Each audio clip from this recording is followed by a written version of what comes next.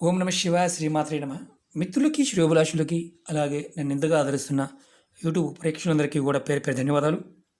మిత్రులరా, మీ అందరికీ కూడా పరాదేవత ఎల్లవెల్లలా మీతో ఉండి మీ మనోవాంఛలు నెరవేర్చాలని మనస్ఫూర్తిగా కోరుకుంటున్నాను. ఈరోజు మనం ఒక అద్భుతమైన ఉపాయం తెలుసుకుందాం. చాలామంది అక్క చెల్లెళ్ళు, మిత్రులు, మాకు జీవితంలో అన్ని ఆటంకాలే వస్తున్నాయండి. పిల్లలు మాట వినడం లేదు, భార్యాభర్తల మధ్య ఎప్పుడు గొడవలు అవుతున్నాయి, వ్యాపారం బాగోలేదు, ధన సమస్యలు, ఉద్యోగంలో కూడా మాకు ఆటంకాలు వస్తున్నాయి. మేము పూజలు చేస్తున్నాము, నోములు నోచుకుంటున్నాము, వ్రతాలు చేస్తున్నాము, జపాలు చేస్తున్నాము, తాంత్రిక ఉపాయాలు కూడా చేస్తున్నాము. అయినప్పటికీ కూడా మాకు ఎందుకో తెలియదు, సమస్యలు తగ్గడం లేదు అని చాలామంది అడగడం జరిగింది. వారందరి కోసం ఈ రోజున మీ వంటగదిలో ఈ 4 పదార్థాలు నిండుగా ఉన్నాయా లేదా చూసుకోండి. ఈ 4 పదార్థాలు నిండుగా లేకపోతే కలిగే నష్టాలేంటి, ఎలాంటి ప్రభావాలు మీరు ఎదుర్కొంటారో ఈరోజు తెలుసుకుందాం. వంటగదిలో ఈ 4 పదార్థాలు ఎప్పుడూ నిండుగా ఉండాలి. నిండుగా లేకపోతే ఎలాంటి దుష్ప్రభావాలు కలుగుతాయో మీకు చెప్తాను. ఉప్పు మీరు చూస్తున్నారు కదా. మీరు ఎవరైనా సరే మన ఇంట్లో ఉప్పుని పూర్తిగా అయిపోయే వరకు వాడకూడదు. ఒక 2 కేజీలు ఉప్పు తెచ్చుకున్నారనుకోండి, 1 కేజీ అయిపోయిన తర్వాత 1 కేజీ ప్యాకెట్ అలాగే ఉండాలి. తర్వాత ఆ కేజీ అవ్వకముందే, అంటే ఆ కేజీ వాడకముందే ఇంకో కేజీ మన ఇంట్లో ఉండాలి. ఉప్పు మనం ఎప్పుడూ కూడా, అంటే ఉప్పుని లక్ష్మీ స్వరూపంగా చూస్తుంటాం. ఉప్పుకి సహజంగా నెగటివ్ ఎనర్జీని లాగే తగ్గించే గుణం ఉంటుంది. ఉప్పుని యజ్ఞయాగాదుల్లో వాడతాం, ఆరోగ్యపరంగా వాడతాం, మెడిసిన్లో వాడతాం, తంత్ర పూజల్లో వాడతాం, అన్నిట్లోనూ ఉప్పుని ఉపయోగిస్తాం. మన ఇంటిలో వంటగదిలో ఉప్పు ఎప్పుడూ కూడా స్టాక్ ఉండాలి. ఒక గాజు సీసాలో కానీ, లేదంటే మనం ప్లాస్టిక్ మాత్రం వాడమాకండి, మట్టిది కానీ పింగాణిది కానీ ఇలాంటి దాంట్లో ఉప్పును 1 కేజీ ఉప్పుని ఎప్పుడూ కూడా స్టాక్ పెట్టుకుని ఉంచండి. వాడే ఉప్పు అయిపోయినా ఆ ఉప్పుని వాడకూడదు. ఎందుకంటే ఖచ్చితంగా మనం ఉప్పుని స్టాక్ ఉంచుకోవాలి.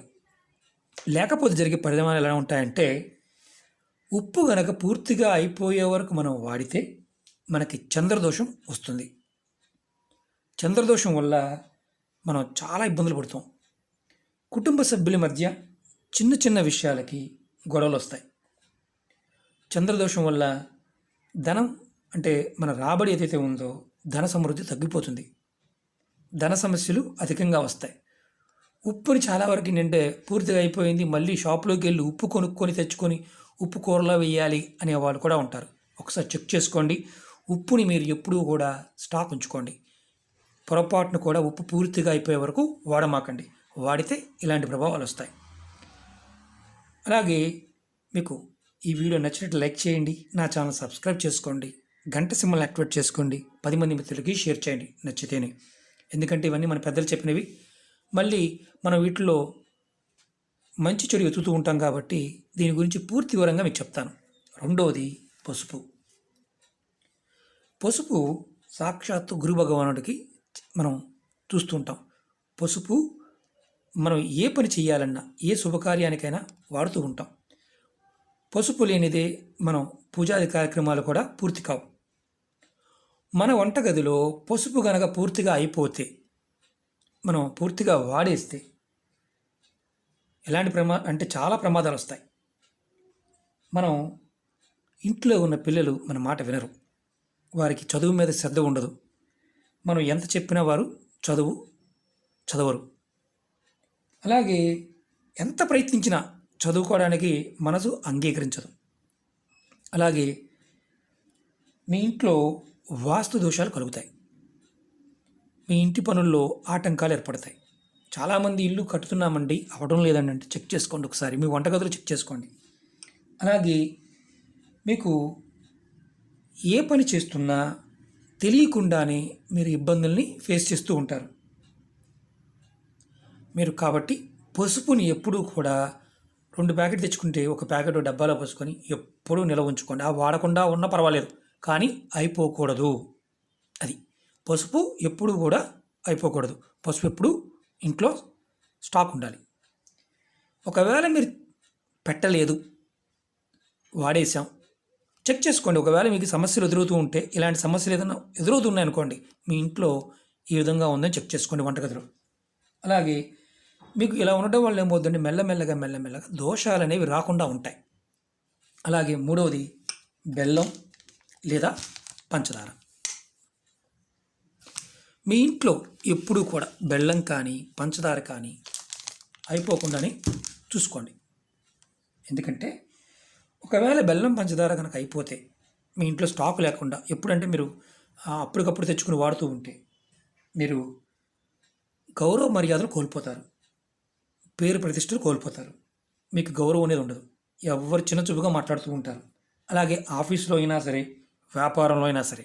కాబట్టి ఇంట్లో ఎప్పుడూ కూడా బెల్లాన్ని మీరు ఎప్పుడు బెల్లాన్ని 2 కేజీలు తెచ్చుకుంటే 1 కేజీ ఎప్పుడు ఒక సీసాలో పోసుకొని ఉంచుకోండి. పొరపాటును కూడా పూర్తిగా వాడేయమాకండి. దానివల్ల పూర్తిగా వాడేయడం వల్ల మీకు గౌరవ మర్యాదలు తగ్గుతాయి, వ్యాపారాభివృద్ధి తగ్గుతుంది, ఉద్యోగాల్లో ఇబ్బందులు ఎదుర్కొంటారు, ఇలాంటివన్నీ ఉంటాయి. కాబట్టి ఇది గుర్తుంచుకోండి. అలాగే 4వ వస్తువు, చాలా ఇంపార్టెంట్ వస్తువు, బియ్యం. బియ్యం కూడా పూర్తిగా డబ్బాలోంచి అయిపోయే వరకు వాడకూడదు. పెద్దలు చెప్తూ ఉంటారు, చాలా వరకు చాలామంది తెలిసే విషయం. ఎందుకంటే బియ్యానికి ఆధిపత్యం వహించేది శుక్రుడు. శుక్రగ్రహం కనుక మనకు జాతకంలో ఏదైనా దోషం వస్తే మన లైఫ్లో లగ్జరీస్ కోల్పోతాం. ఏదేదో సుఖం కావాలనుకుంటాం, సంతోషం కావాలనుకుంటాం, ఇవన్నీ కోల్పోతాం. మనకి లగ్జరీస్ని ఇస్తాడు శుక్రుడు. బియ్యం పూర్తిగా అయిపోవడం వల్ల శుక్రగ్రహ దోషం వస్తుంది. ఈ దోషం వల్ల మీకు ధన నష్టం కలుగుతుంది. మీరు ఏ పని చేయండి, ఏది చేయండి, ఎప్పుడు లాసే, లాభం ఉండదు. కొంతమంది పూర్తిగా బియ్యం అయిపోయే వరకు కూడా బియ్యం తెచ్చుకోరు. మీ ఇంట్లో ఎప్పుడు కూడా పూర్తిగా బియ్యము అయిపోకూడదు. 1 కేజీ అయినా ఒక డబ్బాలో పోసుకొని తీయకుండా పక్కన పెట్టుకోండి వంటగదిలో. అంటే వాటిని వాడకపోయినా పర్వాలేదు, పెట్టుకోండి. మనకు పూర్వం రోజుల్లో దేవతా పూజలు చేసి మనం పక్కన పెట్టేవారు. ఎందుకంటే పూర్తిగా వాడేస్తారు తెలుసు. పర్టికులర్గా ఒక పండగ అంటే పర్వదినములు దాన్ని పరమాన్నంగా చేసి వాడుకునేవారు. మన ఇంట్లో ఎప్పుడు బియ్యం అయిపోకూడదు అని పెద్దలు చెప్తూ ఉంటారు. ఇది మనం చాలా వరకు వదిలేసాం. శుక్రగ్రహ దోషం కలుగుతుంది బియ్యం పూర్తిగా అయిపోతే. కాబట్టి ధన నష్టం కలుగుతుంది.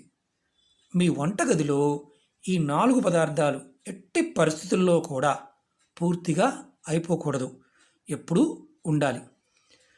మేము చాలా భేదవాళ్ళమండి అనేవాళ్ళు కొంతమంది ఉంటారు. భేదవాళ్ళైనా, పెద్దవాళ్ళైనా, చిన్నవాళ్ళైనా, నేనైనా, మీరైనా ఈ పదార్థాల బాండవ్యంలో కాస్త జాగ్రత్తగా మనం ఆచరించినట్లయితే వంటగదిలో ఖచ్చితంగా సమస్యల నుంచి బయటపడతాం. ధనలాభం కలుగుతుంది. అలాగే వాస్తు దోషాలు రాకుండా ఉంటాయి. గ్రహ దోషాల నుంచి కూడా రక్షణ కలుగుతుంది. ఈ పదార్థాల్లో ఉన్న శక్తి మనం మామూలుగా ఆహార పదార్థమే అనుకుంటాం. మనం బతకడానికి ఆహారం కావాలి. మన చుట్టూ ఉన్న పంచభూతాలు, మన చుట్టూ ఉన్న నక్షత్ర మండలాలు, మనం నక్షత్ర మండలాల్లో ఉన్న ఆ సమయంలో పుట్టినప్పుడే కదా ఆ నక్షత్రాన్ని మనకి ఇస్తాం. అలాగే గ్రహ ప్రభావాలు, ఇవన్నీ కూడా ఏంటంటే మన రన్ అవ్వడానికి, అంటే జీవితంలో ముందుకు వెళ్ళడానికి మార్గాల్ని ఓపెన్ చేస్తాయి. ఈ 4 పదార్థాలని మీ ఇంట్లో ఇప్పుడు చెక్ చేసుకోండి. పూర్తిగా అయిపోయే వరకు వాడుతున్నారా, లేదా మీ ఇంట్లో ఎప్పుడు స్టాక్ ఉంటుందా? మీ ఇంట్లో ఎప్పుడు స్టాక్ ఉంటే ఎంత పెద్ద సమస్య వచ్చినా మీరు బయటపడడానికి మార్గాలు త్వరగా తెలుస్తాయి. మీరు అప్పటికప్పుడు తెచ్చుకుని వాడుతూ ఉంటే సమస్యలు ఎదుర్కొంటూనే ఉంటారు. మనం ఎదుటివాడిని చూసి బాధపడుతూనే ఉంటాం. వాడు నేను ఒకేసారి వచ్చామండి ఫీల్డ్కి, వాళ్ళు మేము ఒకేసారి మొదలుపెట్టామండి, మాది అవ్వలేదు, వాళ్ళది అయిపోయింది. ఎన్నో పూజలు చేసామండి, అవ్వలేదు. ఇవన్నీ ఎలా ఉంటుందంటే నేచర్ మనకి, ప్రకృతి మనకి సహాయం చేయాలి. సహాయం చేసినప్పుడు ఖచ్చితమైన ఫలితాలు వస్తాయి. ఈ 4 పదార్థాల విషయాల్లో ఇందుట్లో మతం కానీ, కులం కానీ, జాతి కానీ ఇలాంటివి ఏమీ లేవు. అందరూ చేయవచ్చు.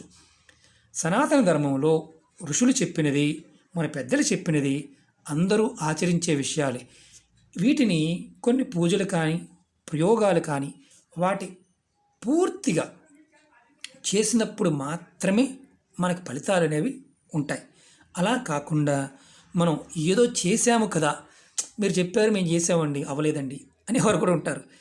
నమ్మకంతో పరిపూర్ణమైన విశ్వాసంతో చేసినప్పుడు అద్భుతమైన ఫలితాలు చూస్తారు.